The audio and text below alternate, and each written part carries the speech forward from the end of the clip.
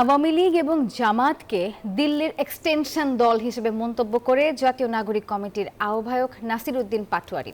তিনি বলেছেন, তার মতে ভারতপন্থী কোনো দলকে দেশের মানুষ রাষ্ট্র ক্ষমতায় দেখতে চায় না।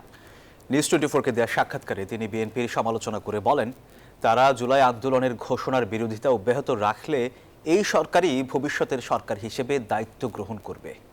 মাজহারুল ইসলামের রিপোর্টে বিস্তারিত। জাতীয় নাগরিক কমিটি এবং বৈষম্য বিরোধী ছাত্রদের সমন্বয়ে ফেব্রুয়ারিতে আসছে নতুন রাজনৈতিক দল। আহ্বায়ক কমিটির মাধ্যমে যাত্রা শুরু করবে তরুণদের এই রাজনৈতিক প্ল্যাটফর্মটি, যার নেতৃত্বে থাকবেন 24-এর গণ অভ্যুত্থানে নেতৃত্বদানকারী তরুণরা।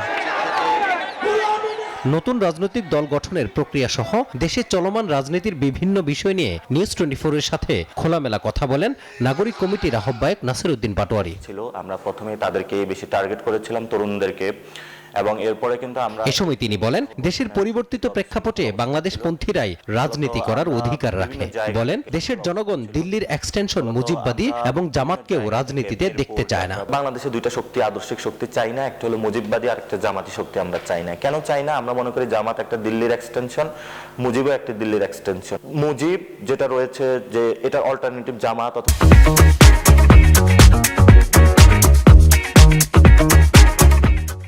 জামাতের অল্টারনেট মুজিব, ওই ধরনের 71-এর যে বাইনারি রয়েছে সেটাতে আমরা নাই। 72 সালে এই সময় তিনি জিয়াবাদের বিষয়টি নিয়েও ব্যাখ্যা দেন। জানান, মুজিববাদের মতো ভবিষ্যতে কেউ যেন জিয়াবাদ প্রতিষ্ঠার মাধ্যমে জনগণের উপর নিপীড়ন না চালায়, সেটির সমালোচনা করতেই জিয়াবাদের বিষয়টি সামনে এনেছেন তিনি।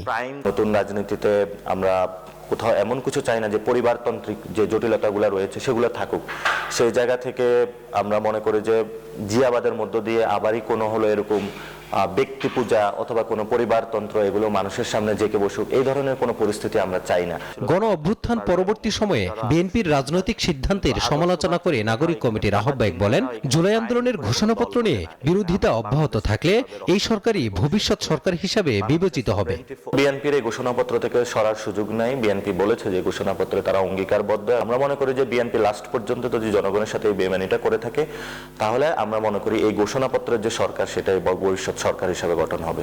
এবছর নির্বাচন হলে শেখ হাসিনার মতো চাপিয়ে দেওয়া নির্বাচন হবে বলেও মন্তব্য করেন তিনি। ফলত আমরা মনে করব যে এই নির্বাচন যদি এই বছরে হয়, উইদাউট এই যতগুলো সমস্যা রয়েছে এগুলো সমাধান না করে, এটা জনগণের উপরে আবারও জোর করে শেখ হাসিনার মতন চাপিয়ে দেওয়া হবে।